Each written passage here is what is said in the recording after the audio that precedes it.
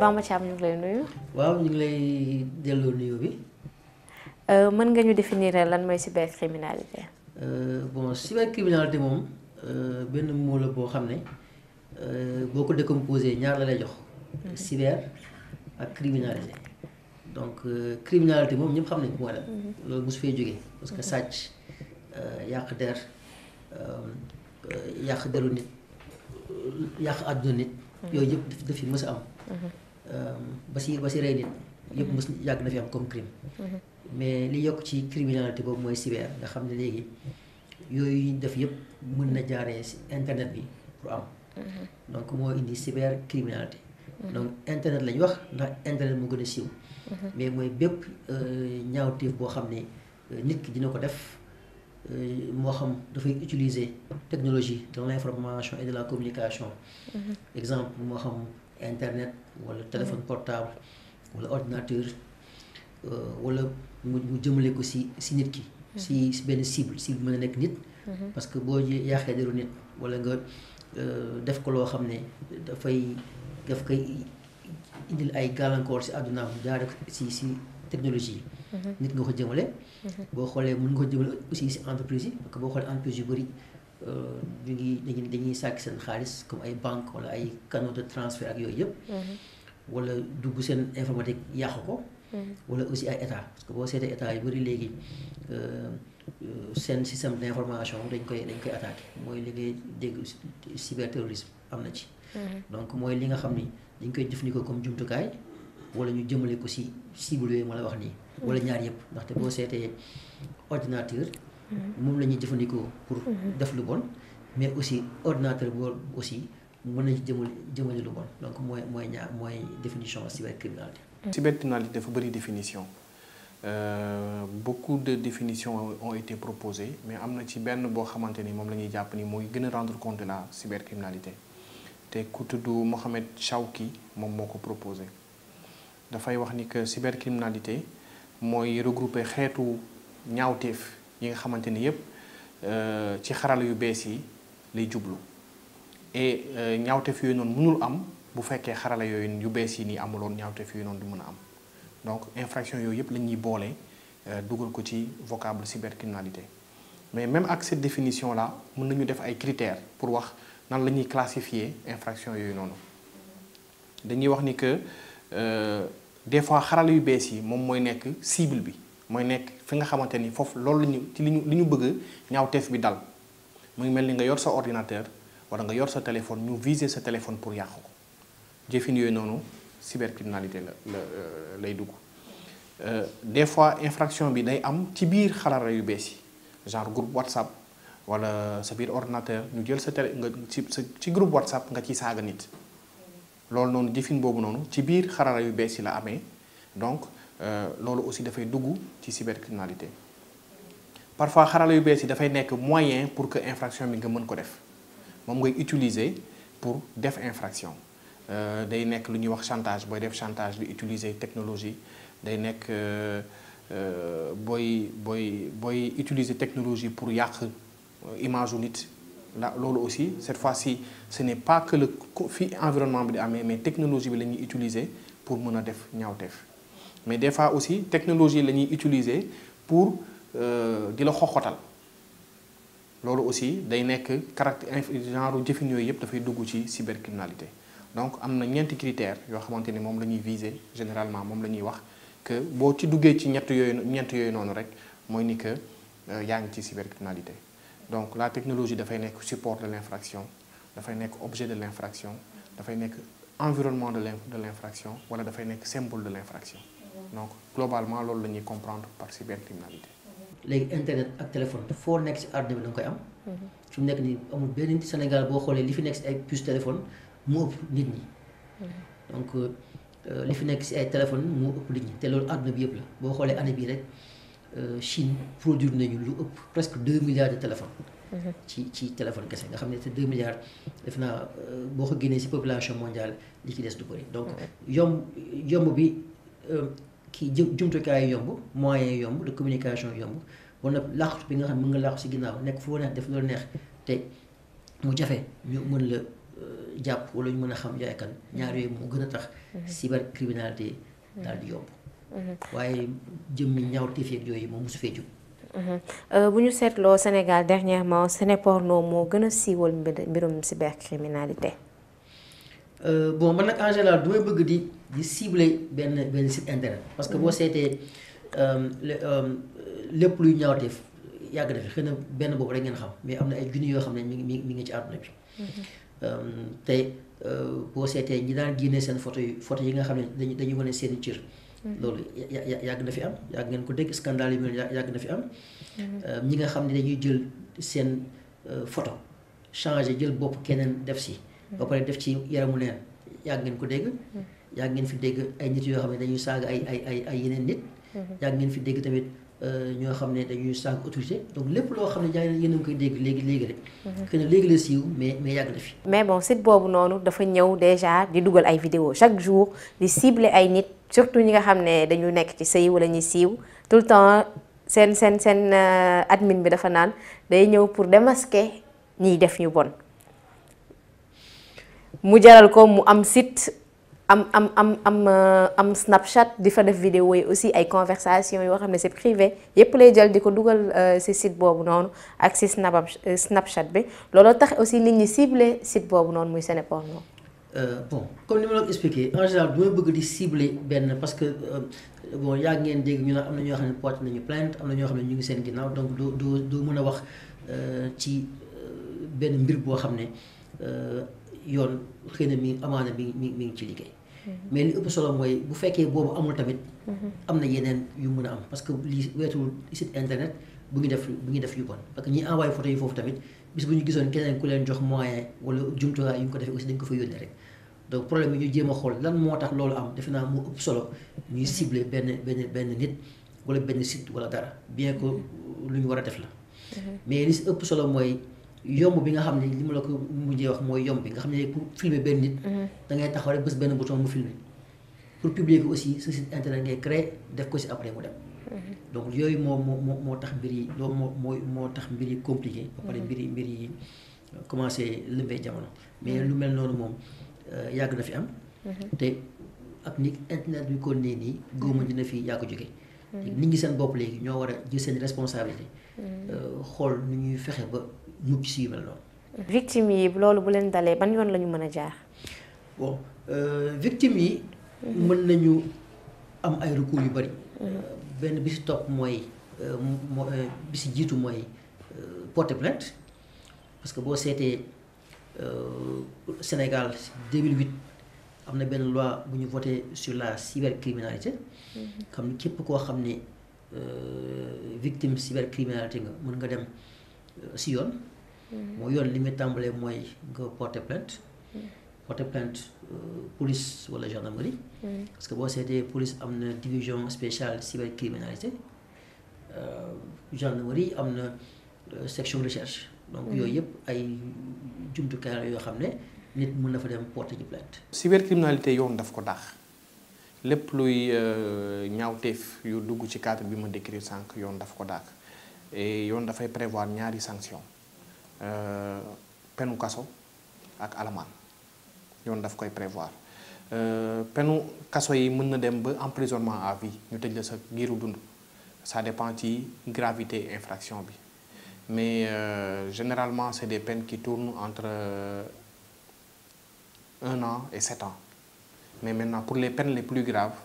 day dem ba 10 ans parfois day dem ba emprisonnement à vie. am na aussi amende et amende yi généralement day dem ba 20 millions loolu mooy partie bi ñuy wax partie pénale mais nit ki nga xamante ni moom lañ tooñ moom moo souffrir de l'infraction mooy ñu koy wooyee partie civile yoon may na ko mu demander aussi des ndàmpaay donc dans le cadre d'une infraction cybercriminelle dina am la sanction pénale mais bu amee victime bi yoon may na ko ki nga xam ni moom moo def ñaawteef bi ñu condamné ko aussi parce que mu fay ko des dommages et intérêts. déjà victime bi pour mu jaar si yoon nan lay def. alors généralement bu yooyu amee nit ñi dañuy def plainte bi am nga possibilité nga yóbbu ko soit police wala gendarmerie directement wala yoon may na la nga saisir procureur directement boo déposer sa plainte ci procureur jël plainte bi yónnee ko pour enquête benn poste police wala benn poste gendarmerie. am na une dernière option mooy nga def li ñuy wax plainte avec constitution de partie civile boobu da ngay saisir directement le juge d'instruction bu boobaa juge d'instruction bi day ubbi enquête bi enquêter bu fekkee ni jàpp ni que am na lu ñu ci war a def ñu ci war a topp mu renvoyer ñooñu noonu ci kanamu juge bi leen war a àtte ñu àtte leen. lan mooy liggéeyu DIC dans tout ça? Alors DIC c'est on va dire c'est autorité d'investigation là. DIC en fait c'est simplement une division des investigations criminelles mais ñoom li ñuy def mooy boo leen saisir d'une plainte ñoom ils ont la possibilité dem enquêter xool ni mbir yi demee bu ñu jàppee ni que y a des indices qui concordent contre une personne ñu transférer le dossier au niveau du procureur. Sachant aussi que ñoom en fait am nañu des moyens qui leur permettent aujourd'hui de faire vraiment des investigations assez poussées. C'est aussi bien la police que la gendarmerie d'ailleurs am nañu un département cybercriminel qui s'occupe de ces questions-là nga xamante ni am nañu vraiment suffisamment de moyens pour mën a rechercher les éléments de preuve. Voilà. Par exemple bu fekkee dafa concerner site boo xam ne basé au Sénégal est-ce que DIC am na doole wu tëj site bi? Non, malheureusement en fait li metti dans les questions de cybercriminalité, dans les questions de nouvelles technologies, c'est le fait que amul frontière parce que nit mën na am sitam aux États-Unis site bi ñu héberger ko au Japon et yow nga nekk Sénégal fii di ci accéder de sorte que tey booy viser nit koo xamante ni sitam nekkul biir Sénégal alors que yow les outils yi nga am c'est des outils qui te permettent juste de faire des investigations de prendre des mesures uniquement au Sénégal bu demee ba ñu génn dans le cadre des frontières rek dafay compliqué léegi bu boobaa day am lu ñuy wax coopération judiciaire ak entraide judiciaire ci loolu rek nga mën a fondé wu pour saisir les autres autorités des autres pays pour que ñu mën ci jàpp ñu mën a appréhender les personnes et ñu mën leen juger éventuellement mais généralement derrière un site internet ki nekk ci ginnaaw site bi kenn du ko xam voilà doo xam da ngay gis site bi rek nit ki dem na jënd nom de domaine am créer site am mettre ko en ligne dem jëndi hébergement am au Japon doo xam fan la ko jëndee donc ce qui fait que généralement c'est quand même difficile voilà c'est quand même difficile bon n'empêche que DIC je parle de DIC les autorités généralement parviennent quand même à démanteler des réseaux bu nekkee c'est des gens qui sont établis ici au Sénégal généralement dañu leen di mën a démanteler mais bu amee des ramifications sur un plan international c'est plus compliqué voilà c'est plus compliqué. Donc si on comprend bien affaire de cybercriminalité amul mucc même boo porté plainte. non du ñu wax ne amul mucc am na mucc si on parvient à appréhender les personnes mais généralement appréhender nit ñi moom may metti c'est ça la difficulté mais bu ñu leen appréhender il y a plein de personnes fii yu ñu fi jugé pour des faits cybercriminels et ñu jàpp leen déférer leen ñu juger leen condamner leen ci peine yi ñu leen waroon condamner mais tous les jours on appréhende des gens juger leen donc c'est dire que il y a toujours possibilité que bu ñu la tooñee bu ñu la defee lu la metti nga dem nga plaindre te nga am chance ñooñu ñu kii leen et ce qui est valable pour la cybercriminalité noonu la valable aussi pour d'autres types d'infractions classiques ah nit mën na la sàccal daw dem yoonam soo ko mënulee retrouver mënoo ko retrouver nit mën na la escroquer jël sa xaalis dem yoonam si tu peux pas le retrouver tu peux pas le retrouver c'est le même principe que pour la cybercriminalité sachant que la technologie aujourd'hui apporte une dose de complexité dans le sens où il y a ce qu'on appelle l'anonymat mooy sa kanamu ordinateur nga nekk rek wala sa téléphone nga yore di wax ak kenn mais dara wóoru la ni que ki ngay waxal ku la ne Fatou laa tudd que réellement Fatou mooy wax ak yow dañ koy gis sur généralement les Skype ñuy wax naan non yónnee ma vidéo Skype xam nga man sa copain la naa xam nga yónnee alors que ki ngay yónnee xamoo sax kan la nit ki enregistre la ba nice après jël vidéo bi di la ci chantage di ko publier à gauche à droite alors que yow bi nga koy def da nga jàppoon ni que sa moroomu jigéen nga koy defal wala nga jàppoon ni que sa copain nga koy defal alors que c'est une autre personne nga koy defal loolu la donc l'anonymat aujourd'hui constitue un élément très très fort et qui constitue un obstacle en fait pour que ñu mën a poursuivre les gens correctement mën leen appréhender mais n'empêche que c'est toujours faisable. yow mi nga xam ne expert nga en cybercriminalité sa liggéey lan lay nekk ci bu problème yooyu amee. bon ñun li ñuy def mooy li ci ëpp ci association yi la. mooy bu amee benn nit boo xam ne nekk na victime ñu xool ñu lay tegee ci yoon moo teg ci yoon mooy jàppale la ba fi nga war a jaar nga jaar fa ngir sa problème daal di saafarawu foofu la yem waaye mbirum investigation mbirum plainte ak yooyu yëpp police ak gendarmerie ñoo koy toppatoo beneen bi tamit mooy fexe tamit ba cas yooyu nga xam ne dafay am ñu fexe mu bañ a dal keneen ñu utiliser ko comme cas d'école comme ça ñeneen ñi mën si jàng balaa musiba di leen dal bon en général dañuy wax que vidéo yi yenn yi montage la yeneen yi du montage dëgg la yéen experts yi comment vous faites pour xàmme montage bi ak vidéo bi nga xam ne c'est réel. vidéo montage moom loolu dina xaw a jafe nga leeral ko ni xool benn vidéo ne montage la loolu moom expertise la laaj donc mënoo xool vidéo rek ne montage la mais par exemple léeg-léeg dina gis benn nit boo xam ne ñu defal ko benn vidéo yow di nga xam ne kii lii du ay mbiram du ay mbiram di nga ko xam donc yooyu li si ëpp su amee ki nga xam ne mooy li ma la wax rek mooy delluwaat ci li ma la njëkkoon wax nit bu amee vidéo boo xam ne dafa nekk si internet bi ba pare nga xam ne montage la comme du sa vidéo mën nga jaar si fi nga war a jaar vidéo bi ñu dindi ko xëy na du yomb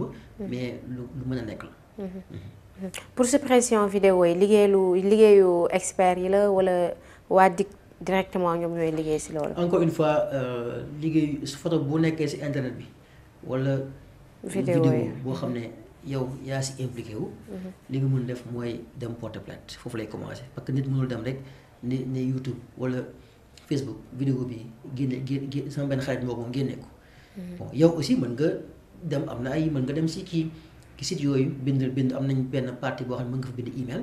bind leen email ne leen vidéo bi lii ak lii ak lii mais ñoom ñooy jugé ndax dañ ko war a dindi wala duñ ko war a dindi mais li si ëpp mooy daal boo amee nekkee victime yu mel noonu li ëpp solo mooy nga dem porter plainte waaw ñoom seen liggéey la ñoom dinañ xam naka la ñuy mën a fexee ba jàppale la si loolu mais est-ce que suppression vidéo yooyu c'est possible waaw mooy li ma expliqué ça dépend parce que vidéo bi nekkul Sénégal xam nga par exemple bu fekkee site bi Sénégal fii la nekk. bon ma jël exemple comme par exemple Sénéporno nee nañu ko ñi koy gérer nekkuñu Sénégal Canada la ñu nekk tey jii bu ñu fa dugaloon vidéo koo xam ne dafa bëgg ñu supprimer ko est-ce que DIC mën na def loolu. léegi mooy li ma la expliqué c'est-à-dire que dëkk bu nekk dafa am juridiction. par exemple loi Sénégal la yam loi France la yam mais am na loi yoo xam ne àdduna bi yëpp ñoo ko bokkandoo. xeex bi on peut dire c'est de deux ordres il y a partie communication parce que bu ñuy communiquer di yee nit ñi ça permet de lutter contre la cybercriminalité parce que on leur dit voilà lii boo ko defee dañ lay lii mën na la ci fekk lii mën na la ci fekk ça c'est cet aspect communication et je pense qu'il y a eu beaucoup de communication autour de la cybercriminalité sur les textes les infractions et tout le reste on communique je ne pense pas par contre qu'il y ait un programme spécifique qui vise vraiment à éveiller les gens pas à ma connaissance en tout cas loolu mooy premier volet bi deuxième volet bi c'est que ñëpp ñi nga xamante ni bu ñu ñëwee tribunal pour yëfu cybercriminalité c'est des gens généralement qui prennent des sanctions assez lourdes et la sanction a ce qu'on appelle une fonction dissuasive boo gisee nit def naka su dul noonu ñu dal ci kawam yow dina la tax a moytu pour que loolu doo ko def pour éviter loolu dal sa kaw il y a cet aspect-là et ensuite même ñi ñëw au tribunal je pense que les juges bi ñu leen di juger dinañ leen yee aussi wax leen attirer seen attention sur la gravité des faits inviter leen à ce que ñu bañ ko defaat et tout donc je pense que maintenant c'est toujours à parfaire le travail est toujours à parfaire il y a encore des choses qu'il faut faire mais sinon je pense qu'il y a quand même des choses qui ont été faites dans ce sens-là.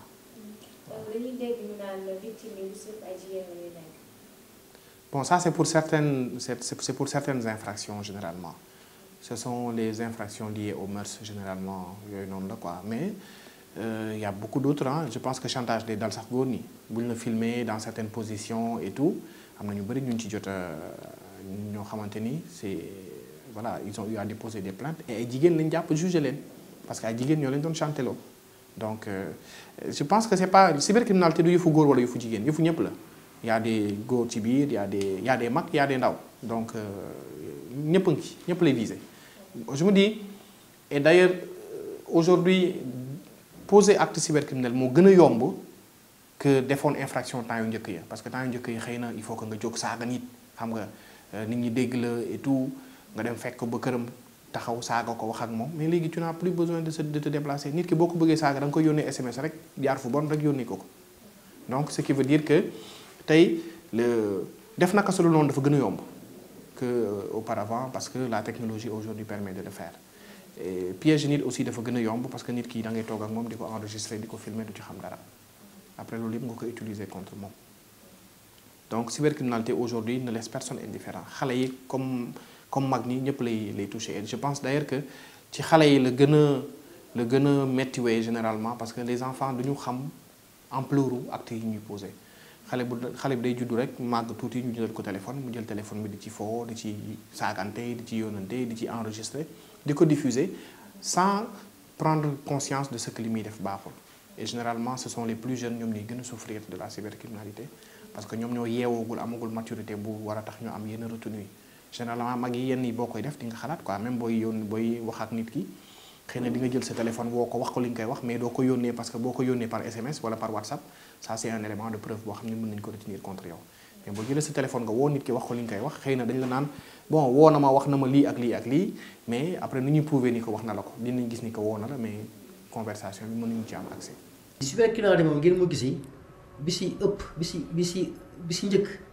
mooy bañ am téléphone bañ am internet bañ am ordinateur yooyu boo ko amulee moom mën nga si mucc te loolu sax doyul ndaxte boo si muccee tamit nit mën na la filmer ndaxte boo seetee xëy na ñu bëri ñu ñuy filmer di def seen vidéo si am na ñoo xam ne xamuñu sax nu ñuy filmer donc affaire yi moom dafa doy waar. beneen bi stop mooy bu fekkee yaa ngi nekk si internet bi moo xam nga nekk fa pour seetaan film. wala nga nekk fa pour liggéey wala nga nekk fa pour échanger ay photos ay vidéos boo xam lépp lu munti doon. nga bàyyi xel ne que am na ay doomu aadama yoo xam ne ñu ngi see tànk.